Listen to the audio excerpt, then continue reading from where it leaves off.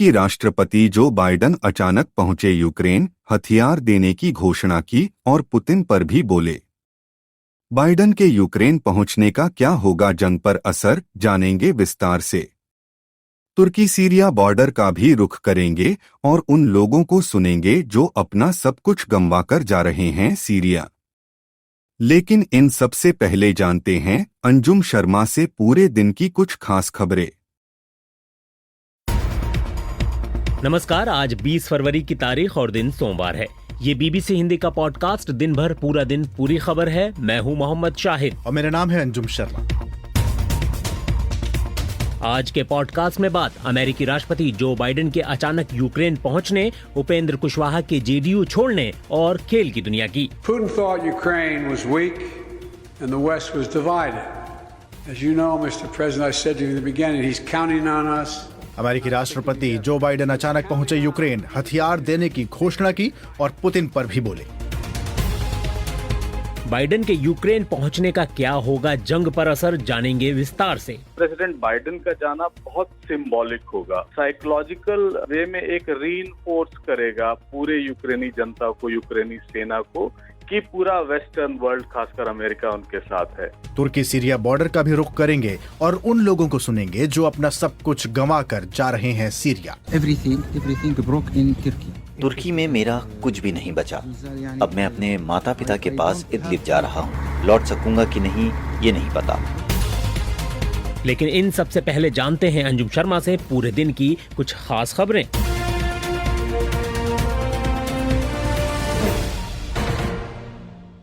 भारत के प्रधानमंत्री नरेंद्र मोदी ने ऑपरेशन दोस्त के तहत तुर्की और सीरिया में आए भीषण भूकंप के बाद बचाव अभियान में हिस्सा लेने गए एनडीआरएफ और अन्य संगठनों के जवानों और लोगों से बातचीत की। पीएम मोदी ने बातचीत के दौरान ऑपरेशन दोस्त की तारीफ की। ऑपरेशन दोस्त मानवता के प्रति भारत के समर्पण और संकट में फंसे देशों की मदद के लिए तत्काल खड़े होने के हमारे कमिटमेंट को भी दर्शाता है। दुनिया में कहीं भी आपदा हो, भारत फर्स्ट रिस्पॉन्डर के रूप में तैयार मिलता है। नेपाल का भूकंप हो, मालदीव में, श्रीलंका में संकट आए हो, भारत सबसे पहले मदद के लिए आगे आया। ये थे भारत के प्रधानमंत्री नरेंद्र मोदी। शिवसेना का नाम और चुनाव चिन्ह एकनाथ शिंदे को दिए जाने के चुनाव आयोग के फैसले को लेकर ठाकरे गुट ने सुप्रीम कोर्ट का दरवाजा खटखटाया है। उद्धव ठाकरे ने प्रेस कॉन्फ्रेंस करते हुए कहा कि भले ही उनकी पार्टी का नाम चोरी हो जाए, लेकिन ठाकरे नाम नहीं चुरा सकते और आयोग ने फैसला केवल हंगामा बढ़ाने के लिए दिया है। वहीं दूसरी ओर शिंदे गुट ने महाराष्ट्र असेंबली में बने शिवसेना के ऑफिस पर अपना अधिकार बताया है, जिसके बाद शिवसेना नेता संजय राउत ने कहा, शिवसेना बालासाहेब ठाकरे जी की, उद्धव ठाकरे जी की, ये इस महाराष्ट्र की इस भूमि का स्वाभिमान और अस्मिता है। आप उनके ऊपर अगर हमला कर देंगे, उनको खत्म कर देने की कोशिश करेंगे, लेकिन शिवसेना खत्म नहीं होगी भाई, ये अंगार है। ये अंगार है, कह रहे थे शिवसेना नेता संजय राउत। प्रवर्तन निदेशालय यानी ईडी ने छत्तीसगढ़ में 6 कांग्रेस नेताओं के यहां छापेमारी की। एजेंसी ने यह कार्रवाई कोयला घोटाले मामले में की है। ये छापेमारी ऐसे समय में की गई है जब छत्तीसगढ़ में 24 फरवरी को कांग्रेस का अधिवेशन होना है। कांग्रेस नेता जयराम रमेश ने कहा कि कांग्रेस इन छापेमारी से डरने वाली नहीं है। प्रतिशोध की राजनीति और उत्पीड़न की राजनीति का नवीनतम मिसाल रायपुर में देखने को मिला है। ये धमकी की राजनीति से हम पीछे हटने वाले नहीं हैं। जहाँ छापे होने चाहिए वहाँ तो होते नहीं हैं। छापे होने दीजिए, अब पीछे हटेंगे नहीं। हमारा महाअधिवेशन चलेगा। महाधिवेशन चलेगा, कह रहे थे कांग्रेस नेता जयराम रमेश। बात अंतर्राष्ट्रीय खबरों की। उत्तर कोरिया ने अपने पूर्वी तट की ओर समुद्र में 2 बैलिस्टिक मिसाइल दागी, जिसके बाद दक्षिण कोरिया और जापान ने उसकी निंदा की है। उत्तर कोरिया का कहना है कि ये मिसाइल परमाणु हथियार ले जाने में सक्षम है। जापान ने इस मामले पर संयुक्त राष्ट्र सुरक्षा परिषद की आपात बैठक बुलाए जाने की अपील की है। ब्राजील के साओ पोलो राज्य में भारी बरसात की वजह से बाढ़ और भूस्खलन की घटनाएं सामने आई हैं, जिसमें कम से कम 36 लोगों की मौत हुई है। यह तूफान ऐसे समय पर आया है जब कार्निवल वीकेंड पर छुट्टी मनाने वाले तटीय शहरों में इकट्ठे हुए हैं। बाढ़ के पानी में कई घर तबाह हो गए हैं और घरों के मलबों में कई लोग दबे हैं। बीते 24 घंटों में साओ पाउलो में पूरे फरवरी में होने वाली बारिश की 2 गुनी बारिश हुई। राष्ट्रपति डा सिल्वा ने कहा है कि वो आज इस इलाके का दौरा करेंगे। पापुआ न्यू गिनी के प्रधानमंत्री जेम्स मरापे का कहना है कि एक ऑस्ट्रेलियाई विश्वविद्यालय के प्रोफेसर को कई छात्रों के साथ हाईलैंड्स क्षेत्र में बंधक बना लिया गया है। जेम्स ने कहा कि उनकी सरकार उनकी रिहाई के लिए हर संभव कोशिश कर रही है। और अफ्रीकी संघ ने एक बार फिर कहा कि अफ्रीकी महाद्वीप में अलोकतांत्रिक तरीके से सत्ता परिवर्तनों के प्रति उनकी नीति जीरो टॉलरेंस की है। अदीस अबाबा में एक शिखर सम्मेलन के अंतिम दिन अफ्रीकी संघ की ओर से कहा गया कि वो बुर्किना फासो, गिनी, माली और सूडान के निलंबन को बनाए रखेगा।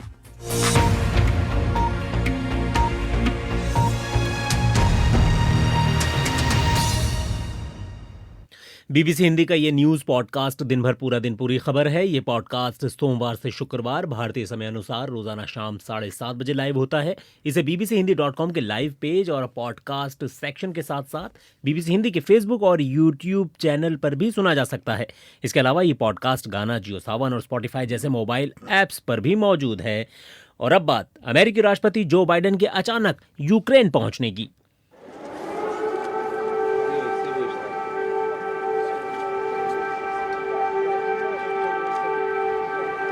अमेरिकी राष्ट्रपति जो बाइडेन जब आज अचानक यूक्रेन की राजधानी कीव पहुंचे तो पूरे शहर में ये हवाई सायरन बजने लगे।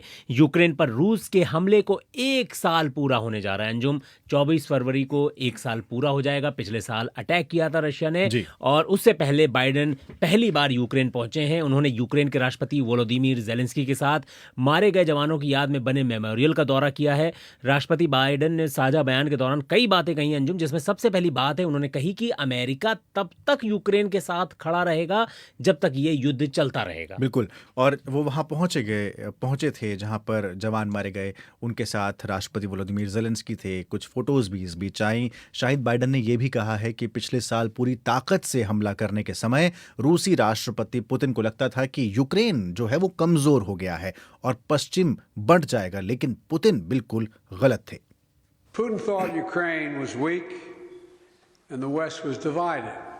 As you know, Mr. President, I said to you in the beginning, he's counting on us not sticking together. Joe Biden कह रहे हैं कि पुतिन को लगता था कि यूक्रेन कमजोर है और पश्चिम बढ़ जाएगा। जैसा कि आप जानते हैं राष्ट्रपति जी, मैंने आपसे शुरुआत में कहा था, वो भरोसा कर रहे थे हम साथ नहीं हैं और नेटो में एकता नहीं है।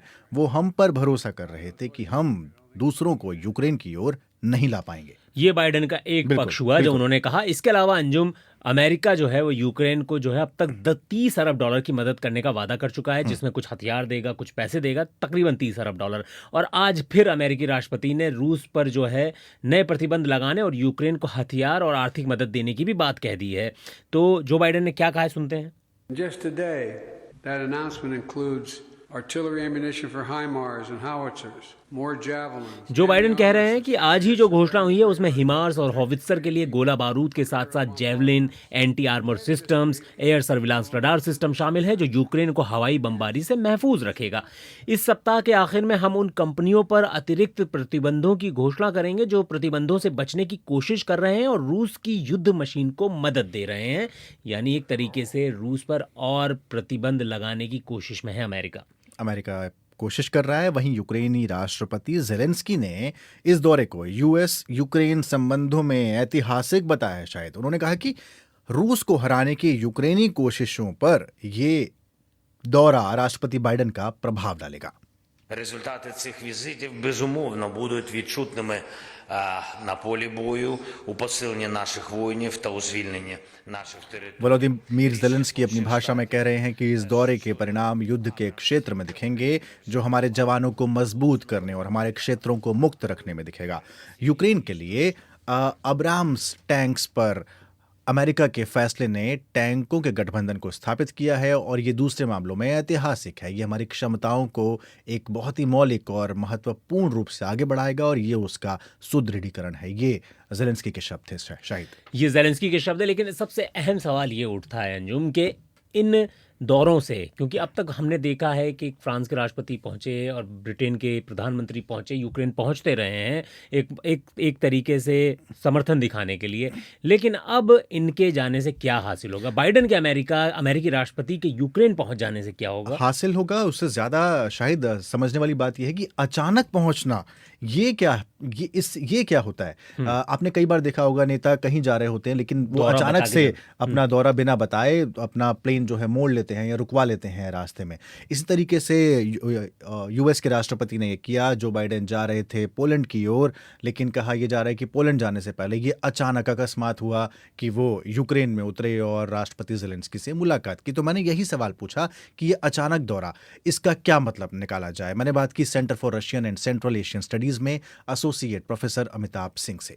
ये अप्रत्याशित तो नहीं है, हालांकि सरप्राइज हम सब हैं कि जिस तरह से वो कीव में आ गए और ऐसे समय जब बैकग्राउंड में एयर रेड सायरन बज रहे हों और एक वॉर जोन बना हुआ है पूरा यूक्रेन, ऐसे समय में प्रेसिडेंट बाइडेन का जाना बहुत सिंबॉलिक होगा और सिंबॉलिक साइकोलॉजिकल वे में एक रीइंफोर्स करेगा पूरे यूक्रेनी जनता को, यूक्रेनी सेना को, कि पूरा वेस्टर्न वर्ल्ड खासकर अमेरिका उनके साथ है।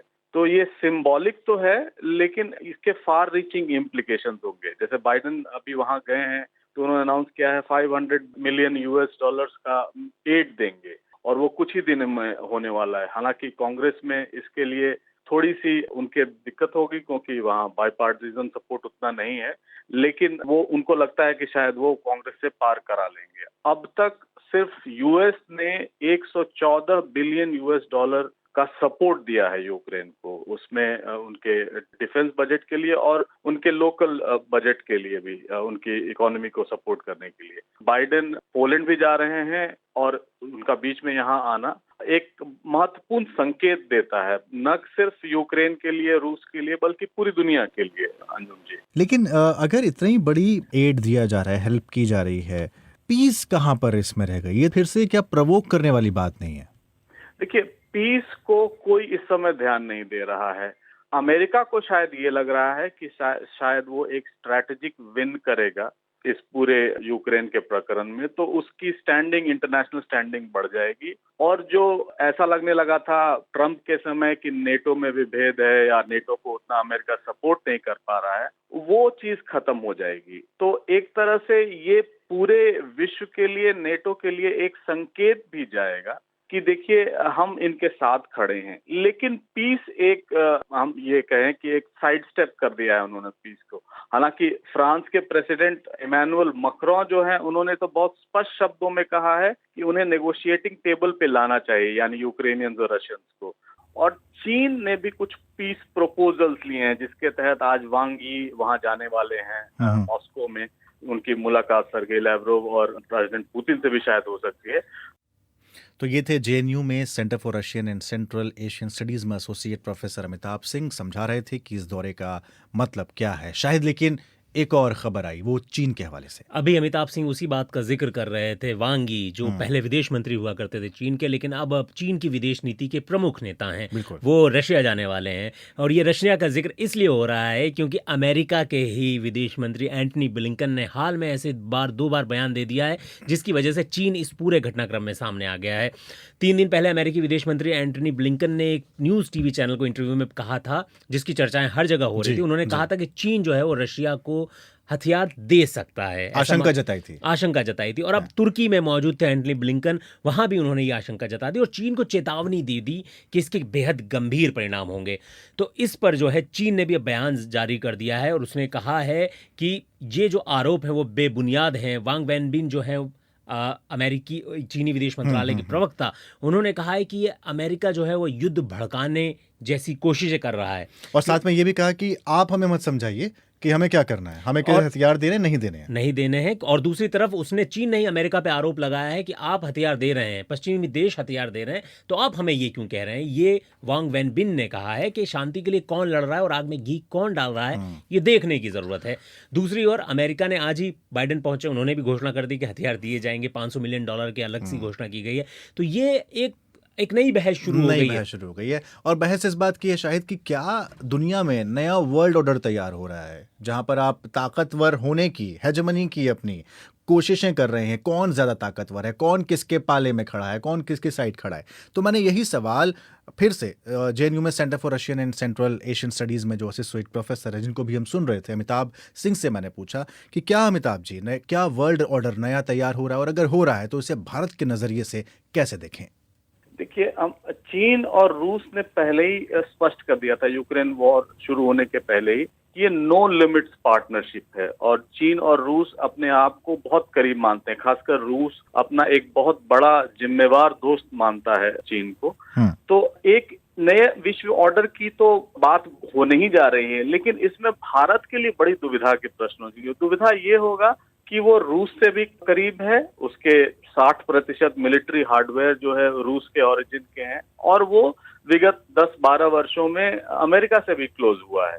उसमें पोजीशन थोड़ी सी डावाडोल हो जाएगी। डावाडोल कहने का मतलब ये नहीं है कि भारत को कोई दुविधा होगी, लेकिन भारत को असमंजस जरूर होगा कि वो किस तरफ जाए। लेकिन हमने एक बहुत प्रिंसिपल्ड पॉलिसी की तरह मल्टी अलाइनमेंट को आगे बढ़ाया है, और शायद इसी पर्पस से हम बहुत अमेरिका के भी क्लोज नहीं दिखना चाहते हैं, और पुतिन को भी प्रधानमंत्री मोदी ने बड़े स्पष्ट शब्दों में कहा है कि ये युग युद्ध का नहीं है। जो वर्ल्ड ऑर्डर बन रहा है उसमें जाहिर है हम चीन के साथ नहीं जा सकते, क्योंकि चीन एक बहुत बड़ा हेजेमोनिक पावर बनते जा रहा है जी। और उस संदर्भ में देखें तो चीन और भारत का जो अलगाव है कई मामलों में वो और बढ़ेगा ही इस न्यू वर्ल्ड ऑर्डर में।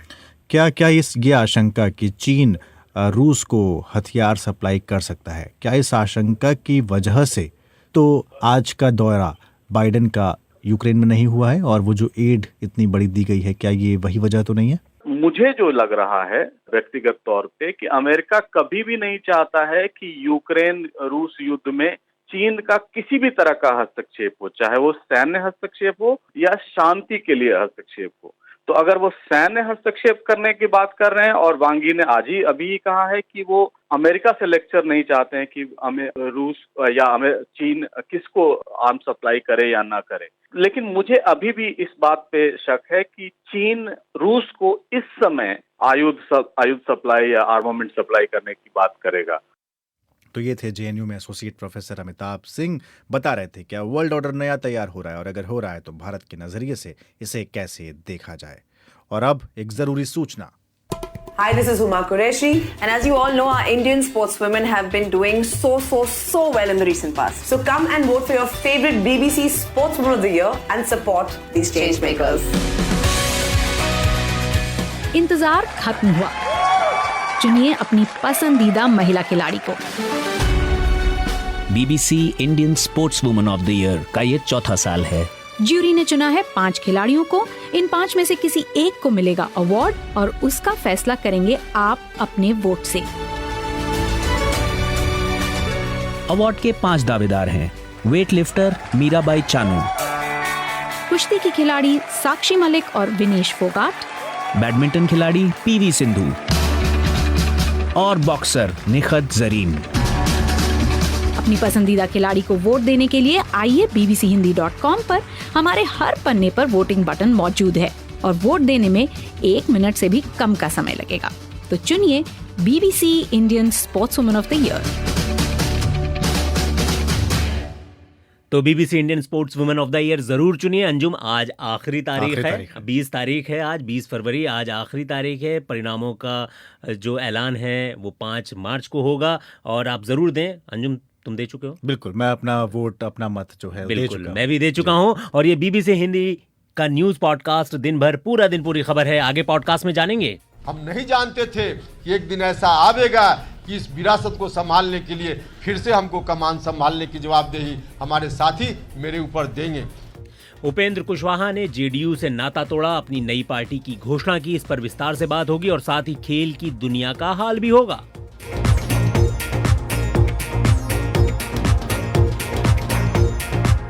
लेकिन उससे पहले रुक करते हैं सोशल मीडिया का। YouTube, Facebook पर लगातार कमेंट आ रहे हैं अंजुम, और ज्यादातर comments BBC sports women of the year के आ रहे हैं। बिल्कुल, तौहीद अहमद कह रहे हैं कि मैंने भी वोट दे दिया है। बिल्कुल, जिन्होंने नहीं दिया वो जरूर दे वोट। और जगदीश वर्मा कहते हैं अमेरिका विश्व युद्ध करवाकर ही मानेगा। रघुवर कुमार सोनी कहते हैं युद्ध से आज तक ना किसी का फायदा हुआ है और ना ही कभी होगा। देवेंद्र कह रहे हैं यूक्रेन को बर्बाद होने से बचाना चाहिए और अमेरिका उन्हीं के पक्ष में खड़ा हुआ दिखाई दे रहा है। ये बाइडेन के दौरे से आज साबित भी हो गया। शमशाद कह रहे हैं कि बाइडेन का यूक्रेन पहुंचना साबित करता है कि सिर्फ यूक्रेन के खिलाफ युद्ध नहीं लड़ा जा रहा, बल्कि रूस, अमेरिका और नेटो के खिलाफ लड़ा जा रहा है। शमशाद समस्तीपुरी हैं, मनोहर चमोली मनु हैं, शिव सिन्हा आज़ाद हैं, इकबाल अहमद रंगरेज हैं। लगातार यूट्यूब पर कौन कौन है शायद, क्योंकि यूट्यूब पर लगातार ये फेसबुक के कमेंट्स हैं जी। यूट्यूब पर लगातार लोग कहते हैं कि आप हमारा नाम नहीं लेते या तो हम नहीं सुनते। पीरदान बेनीवाल हमारे लगातार लिसनर हैं, रेगुलर सुनते हैं। वो कहते हैं अमेरिकी वर्चस्व को रूस चीन चुनौती देने की कोशिश कर रहे हैं पर सफल नहीं हो रहे हैं। वहीं राज चंचलानी कह रहे हैं कि प्रधानमंत्री नरेंद्र मोदी को भी रूस और यूक्रेन युद्ध रोकने के पुनः प्रयास करने चाहिए। और आपने अमिताभ सिंह से सुना भी होगा, वो कह रहे थे कि मोदी ने भी बीच में कोशिशें की थी कि भाई पीस टेबल पर आ जाइए आप। बिल्कुल। अब रुख करते हैं यूक्रेन से सीधा तुर्की का अंजुम। और तुर्की में भीषण भूकंप के बाद अब तक हजारों लोगों की तकरीबन 40,000 लोगों की मौत का दावा किया जा रहा है सरकारी आंकड़ों के हिसाब से। और तुर्की में रहने वाले जो सैकड़ों सीरियाई नागरिक हैं वो बुरी तरह प्रभावित हुए हैं और वो सीरिया वापस लौट रहे हैं जो तुर्की में रहते थे। तुर्की सरकार ने उन सीरियाई नागरिकों को जाने की इजाज़त दे दी है जिनके आईडी कार्ड हैं, लेकिन बॉर्डर पर भी डर का माहौल है और तनाव बना हुआ है। तो आइए सुनते हैं तुर्की सीरिया बॉर्डर से बीबीसी संवाददाता नितिन श्रीवास्तव की एक खास रिपोर्ट। एक लंबा सफर जिसमें बाहर का तापमान 0 डिग्री से भी कम है। सड़क के दोनों ओर सैकड़ों मील तक सिर्फ एक ही चीज दिखती है, तबाही, तबाही और तबाही। सीरिया जाने वाले वो हैं जिनका सब कुछ भूकंप में खत्म हो गया। इस परिवार का 2 मंजिला घर ढह चुका है और 5 लोग टेंट में रह रहे थे। पेशे से स्कूल टीचर उबैद ने तय किया उन्हें छत चाहिए। Everything broke in Turkey. तुर्की में मेरा कुछ भी नहीं बचा। अब मैं अपने माता पिता के पास इदलिब जा रहा हूँ। लौट सकूंगा कि नहीं ये नहीं पता। नया घर बनाने के लिए कुछ बचा भी नहीं है।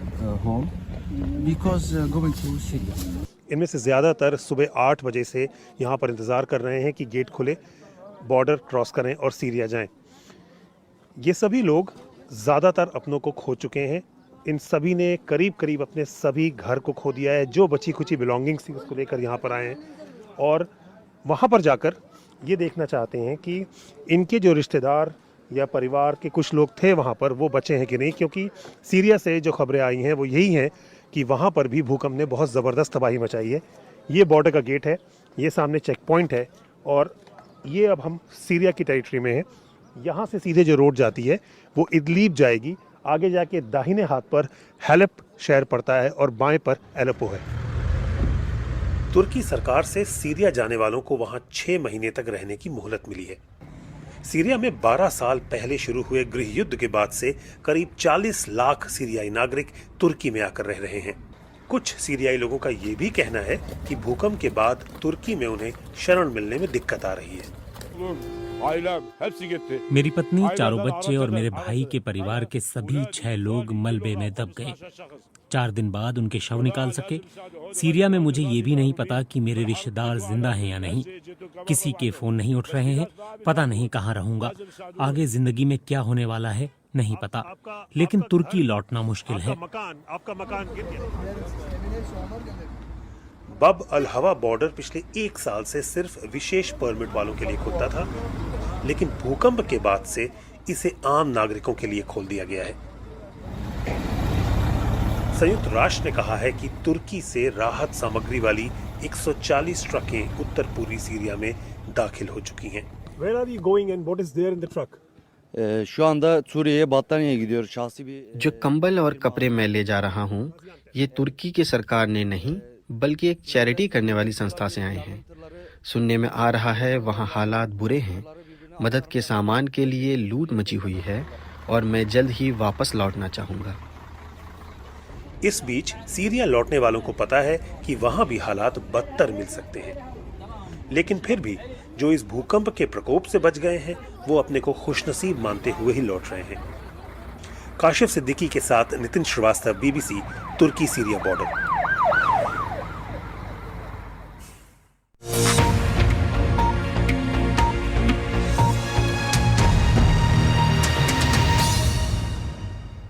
और अब तुर्की के बाद रुख करते हैं भारत का और भारत में भी बिहार का। बिल्कुल। जनता दल यूनाइटेड के नाराज नेता उपेंद्र कुशवाहा ने पार्टी से शाहिद इस्तीफा दे दिया है और उन्होंने अपनी नई पार्टी बना ली है। नई पार्टी बना ली है। उनकी नई पार्टी का नाम राष्ट्रीय लोक जनता दल होगा।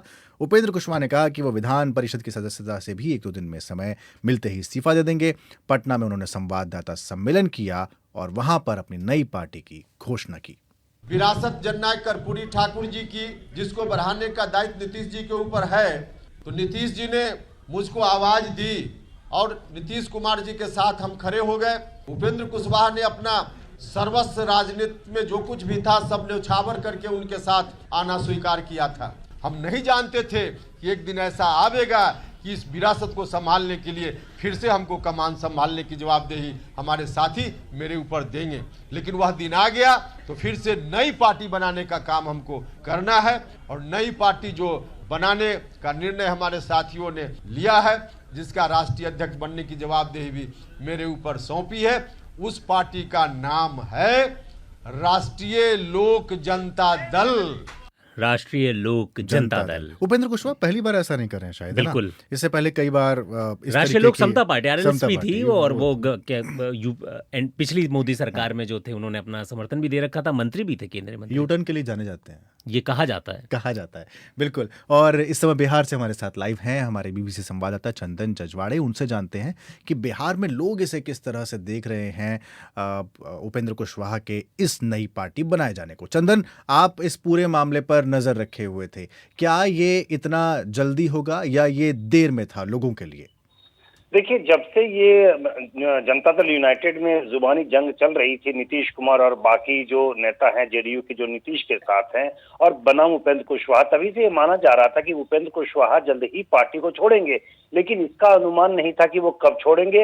हालांकि 19 और 20 फरवरी को उन्होंने जनता दल यूनाइटेड के नेताओं की बैठक बुलाई थी, जिसमें केवल उनके करीबी लोग पहुंचे। और आज 20 तारीख बैठक के दूसरे दिन, अंतिम दिन, जिस तरह से उपेंद्र कुशवाहा ने प्रेस कॉन्फ्रेंस की और होटल में उनके पीछे जो बैनर लगा था उसमें नीतीश कुमार की कहीं भी तस्वीर नहीं थी। इससे जाहिर हो रहा था कि आज वो कोई बड़ा फैसला करेंगे और फैसले में उन्होंने एक बार फिर से जनता दल यूनाइटेड को छोड़ दिया है।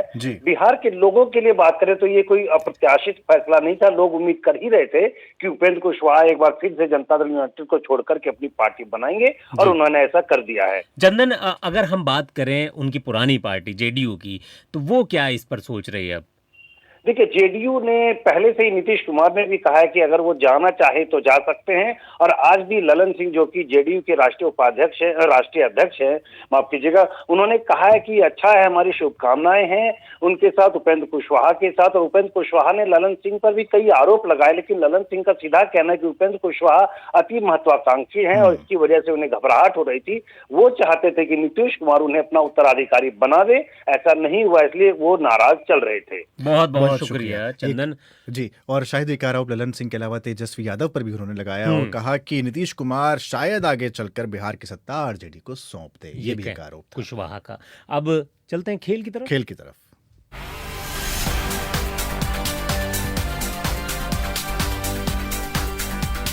खेल की दुनिया की बात करूं तो हमारे साथ खेल पत्रकार आदेश कुमार गुप्त मौजूद हैं। इंडिया आयरलैंड का मैच चल रहा है विमेन T20 वर्ल्ड कप में और लास्ट ओवर चल रहा है। स्मृति मंदाना 87 रन पर आउट हो गई हैं। अब देखिए क्या होता है। पिछला मैच हार ही चुके हैं इंग्लैंड से। लेकिन आयरलैंड की टीम की बात की जाए तो वो अपने तीनों मुकाबले इससे पहले हारी है और भारतीय टीम आज मुकाबला जीत ही जाएगी, उसके बाद सीधे सेमीफाइनल के लिए भी क्वालिफाई कर जाएगी। दूसरे यानी कोई मुश्किलें नहीं है जी, बिल्कुल भी मुश्किलें नहीं है, क्योंकि अगर तीसरे नंबर की टीम वेस्ट इंडीज़ की देखी जाए तो उसने अपने 2 मुकाबले हारे हैं और आयरलैंड एक ऐसी टीम है जो एक अदद जीत के लिए तरस रही है। अगर कोई बड़ा ही करिश्मा हो, जैसे कि क्रिकेट में कई बार हो जाता है, तो अलग बात है, लेकिन जैसा कि आपने कहा कि 19 ओवर समाप्त हो चुके हैं, 149 रन 5 विकेट के नुकसान पर भारतीय महिला टीम का स्कोर है। स्मृति मंदाना ने शानदार 87 रन बनाए, शेफाली वर्मा ने 24 रन बनाए, हरमनप्रीत कौर ने 13 रन बनाए, ऋचा घोष ने खाता नहीं खोला। ये स्मृति मंदाना का हाईएस्ट स्कोर है T20 में जी। और जेमिमा रॉड्रिक्स ने 13 रन बनाकर नाबाद है। दीप्ति शर्मा अपना खाता नहीं खोल सकी, पूजा वस्त्राकर खेल रही है 2 रन बनाकर। तो आप इससे अंदाज़ा लगा सकते हैं कि इस दबाव वाले मुकाबले में अगर स्मृति मंधाना का बल्ला ना चलता तो कितनी दिक्कत होती। कोई बड़ा स्कोर नहीं बना पाया। रुक करते हैं टेस्ट मैच का, पुरुष टीम का। कल क्या मैच हुआ है और इंडिया टीम फिर जीत गई है। जी हाँ, लेकिन क्रिकेट प्रेमियों को थोड़ा अफसोस इसलिए रहेगा कि दोनों ही टीमों में एक से एक शानदार बल्लेबाज हैं, लेकिन गेंदबाजों को आगे उनकी चल नहीं रही है। पहला टेस्ट मैच भी ऐसे समाप्त हुआ और दूसरा टेस्ट मैच भी लगभग 2.5 दिन में समाप्त हुआ। तो क्या कहा जाए इसे, और भारतीय टीम के सामने तो कोई बड़ा लक्ष्य नहीं था। लेकिन जडेजा की बहुत कमाल की गेंदबाजी देखने को मिली है। उन्होंने 7 विकेट कोटला स्टेडियम में 42 रन देकर, और ऐसा लगता है कि ये जो ऑस्ट्रेलियन टीम है इसमें एक तो पिच का हुआ और दूसरे आर अश्विन, अक्षर पटेल, रविंद्र जडेजा, इनकी घूमती गेंदें, ऐसा लगता है कि इन्हें नींद ही नहीं आ रही। रविंद्र जडेजा को लेकर बहुत अनुमान लगाए जा रहे हैं। जैसे पिछले मैच में उन्होंने इतने विकेट्स निकाले, इस मैच में भी मैन ऑफ द मैच रहे लगातार दूसरी बार मैन ऑफ द मैच रहे हैं। और अब तो चर्चा ये होने लगी है कि क्या वो सर्वकालिक ऐतिहासिक सर्वश्रेष्ठ ऑलराउंडर की तरफ बढ़ रहे हैं। और एक चर्चा ये भी होने लगी है कि अब टेस्ट मैच को 5 दिन से घटाकर थोड़ा कम कर देना चाहिए, क्योंकि हर टेस्ट मैच के नतीजे आ रहे हैं और कोटला की पिच पे जहां 5 दिन में नहीं आते थे वहां 2.5 दिन में नतीजा। देखिए 5वें दिन तो नतीजा कोटला हमेशा देने के लिए मशहूर रहा, लेकिन ये ऑस्ट्रेलियन टीम है, ये पुरानी जैसी दमदार टीम नजर नहीं आ रही। और वैसे भी घर में तो भारतीय टीम वैसे भी शेर की तरह खेलती है। बहुत दिलचस्प मैच रहा है। अब अगला मैच इंदौर में 1 मार्च से खेला जाएगा।